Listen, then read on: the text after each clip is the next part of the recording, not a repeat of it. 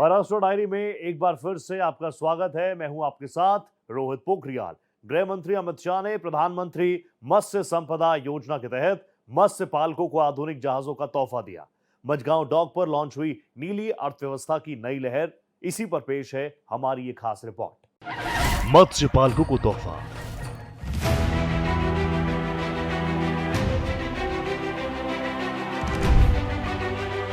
समुद्री अर्थव्यवस्था को मजबूत करने और मत्स्य व्यवसाय को नया आकार देने के लिए सरकार ने एक अहम कदम उठाया है। महाराष्ट्र के समुद्री मत्स्य व्यवसाय को नया आकार देने के मकसद से गृह मंत्री अमित शाह ने प्रधानमंत्री मत्स्य संपदा योजना के तहत मुंबई के मझगांव डॉक पर गहरे समुद्र में मछली पकड़ने वाले अत्याधुनिक पोतों का लोकार्पण किया। इस मौके पर महाराष्ट्र के सीएम देवेंद्र फडणवीस सहित डिप्टी सीएम एकनाथ शिंदे और अजीत पवार भी मौजूद थे। ये पहल आत्मनिर्भर भारत और ब्लू इकोनॉमी के सशक्तिकरण की दिशा में मील का पत्थर है। नई पहल से मछुआरों की सीमाओं का विस्तार होगा और उच्च मूल्य वाली मछलियों के निर्यात को बढ़ावा मिलेगा। मराठी भाषा और संस्कृति को वैश्विक पहचान दिलाने के लिए महाराष्ट्र की देवेंद्र फडणवीस सरकार कृत संकल्पित है। अमरावती जिले के रिद्धपुर स्थित मराठी भाषा विद्यापीठ को विश्व स्तर पर प्रतिष्ठित संस्थान के रूप में विकसित करने का ऐलान इसी के तहत किया गया। देखिए हमारी ये खास रिपोर्ट। मराठी विश्वविद्यालय का वैश्विक विकास।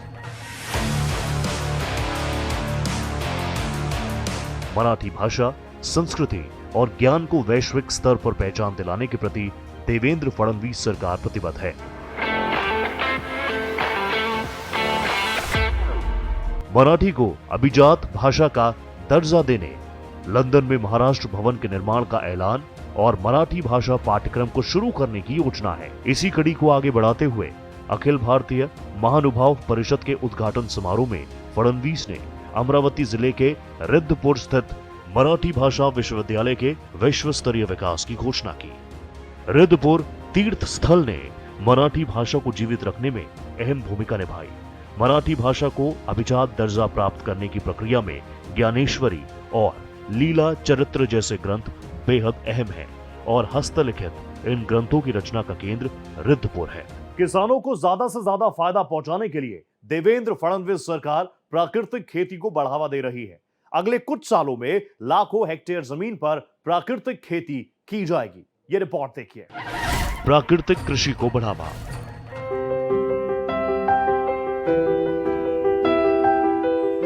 जमीन की घटती पैदावार क्षमता, जलवायु परिवर्तन से पैदा होने वाली स्थिति से निपटने और किसानों को बड़ी राहत देने के लिए महाराष्ट्र की देवेंद्र फडणवीस सरकार ने प्राकृतिक खेती को बढ़ावा देने का फैसला किया। सीएम फडणवीस ने किसानों की लागत को कम करने और मुनाफे को बढ़ाने के लिए अगले कुछ सालों में महाराष्ट्र में 25 लाख हेक्टेयर खेती को प्राकृतिक खेती के तहत लाने का ऐलान किया। प्राकृतिक कृषि सम्मेलन 2025 को संबोधित करते हुए सीएम फडणवीस ने प्राकृतिक कृषि को टिकाऊ कृषि बताया। 2014 में महाराष्ट्र में प्राकृतिक कृषि मिशन की शुरुआत की गई। इसके तहत 14 लाख हेक्टेयर क्षेत्र को प्राकृतिक कृषि के तहत लाया गया। अब नए बजट के जरिए 25 लाख हेक्टेयर क्षेत्र को प्राकृतिक खेती के तहत लाने का निर्णय किया गया है। India maritime week. गृह मंत्री अमित शाह ने इंडिया मैरीटाइम वीक 2025 का किया उद्घाटन।